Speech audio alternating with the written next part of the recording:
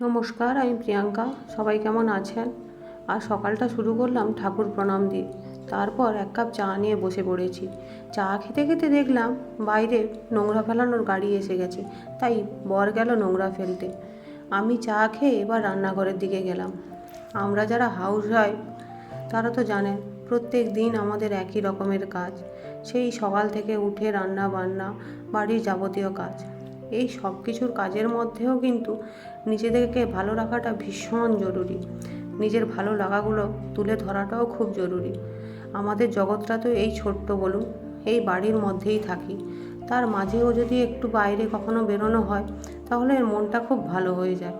আমরাও বেরোতাম মাঝে মধ্যে, কিন্তু এখন প্রেগনেন্সির জন্য আর খুব একটা বেরোনো হয় না।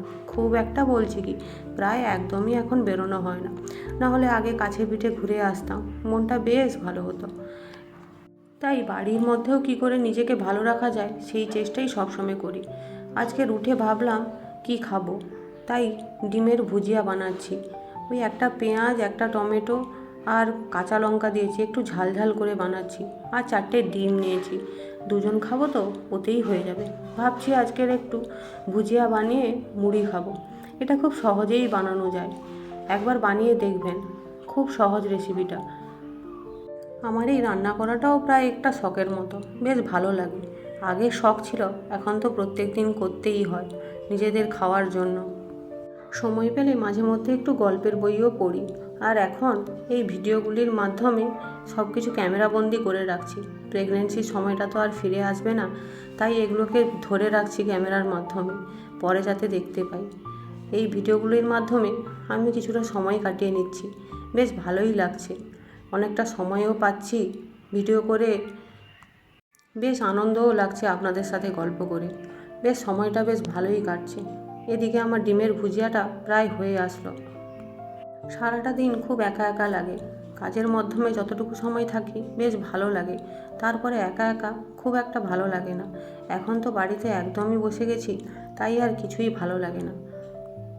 এদিকে আমার ডিমের ওই ভুজিয়াটা প্রায় হয়ে আসলো। শেষে একটু জিরে গুঁড়ো দিয়ে নিচ্ছি, আর বেশি কিছু দেইনি। বেশ টেস্টি হয় খেতে। এবার নিয়ে খেয়ে নেব তাড়াতাড়ি। ব্রেকফাস্টটা এখন একটু তাড়াতাড়ি করারই চেষ্টা করি। তাড়াতাড়ি করে নিই, তাড়াতাড়ি খাওয়াটাই ভালো বলুন। ভাবছি এর সঙ্গে একটু মুড়ি দিয়ে খাবো। মুড়ি দিয়ে এই ডিমের ভুজিয়াটা খেতে কিন্তু ভালো লাগে। রুটি দিয়েও ভালো লাগে, কিন্তু আর বানালাম না।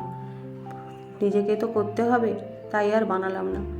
চলুন এবার নিজের জন্য খাবারটা বেড়ে নিই। খাবার বেড়ে এবার বসে পড়ব। আমার মতো যারা হাউসওয়াইফ আছেন তারা আমাকে অবশ্যই কমেন্ট করে জানাবেন যে আপনারা সারাদিন কিভাবে সময় কাটান। নিজেদের হাতের কাজ সেরেও বাকি সময়টা আপনারা কিভাবে কি করেন আমাকে অবশ্যই জানাবেন। কিন্তু বসে পড়েছি অমলেট নিয়ে খেতে। খেয়ে দেখি কেমন হয়েছে, পরে একটু মুড়ি নেব। আর সকাল সকাল বর বাজার গেছিল, অনেকটা সবজি এনেছে, সঙ্গে কিছু শাক এনেছে, আর কাঁচা হলুদও এনেছে আমার জন্য। আর মাছ এনেছে, এদিকে চিংড়ি মাছ আর ইলিশ মাছ। ভাবছি এগুলো দিয়ে কী করব। আর এদিকে একটু সবজিও কেটে রেখেছি। ও হ্যাঁ, আপনাদের তো বলতেই ভুলে গেছি, আজ আমার মা বাবা এসছে আমার কাছে, তাই মনটা আজকের ভীষণ আনন্দ। দুপুরে রান্না করেছিলাম একটা ভাজা, পোস্ত আর ইলিশ মাছ। এই দেখুন, মা বড় পিসটা আমাকে দেবে বলে কীরকম ঝগড়া করছে। এদিকে ইলিশ মাছের ভাপা আর ইলিশ মাছের টক করেছিলাম।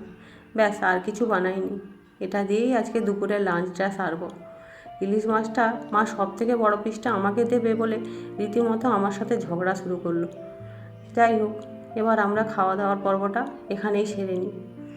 খেয়ে দিয়ে বিকাল থেকে ভাবছি আজকের একটু হাঁটতে বেরোবো। অনেক দিন কোথাও যাওয়া হয়নি জানেন তো। এই মঠটা আমাদের বাড়ি থেকে প্রায় 10 মিনিট দূরে।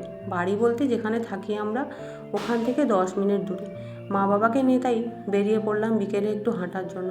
ওয়েদারটা বেশ মেঘলা ছিল, বেশ ভালোই ছিল।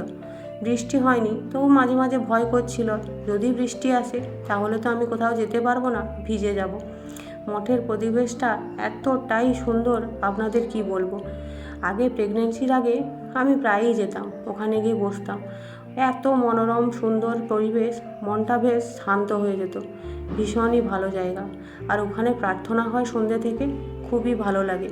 ওখানে চুপ করে বসে থাকলে যেন মনের একটা অন্য রকমের শান্তি পাওয়া যায়। একটু ঘুরে ফিরে একটুক্ষণ বসেছিলাম, বেশিক্ষণ থাকিনি, কারণ যদি বৃষ্টি আসে ওই ভয়ে তাড়াতাড়ি ফিরে এসেছি। আজ ভিডিওটি ভালো লাগলে চ্যানেলটি সাবস্ক্রাইব করে দেবেন, আর তাহলে আপনারা প্রত্যেক দিন এইরকম নতুন নতুন ভিডিও দেখতে পাবেন। তাহলে আজকের এই পর্যন্ত, দেখা হচ্ছে পরবর্তী আর একটা ভিডিওতে। সবাই ভালো থাকবেন, সুস্থ থাকবেন, আনন্দে থাকবেন।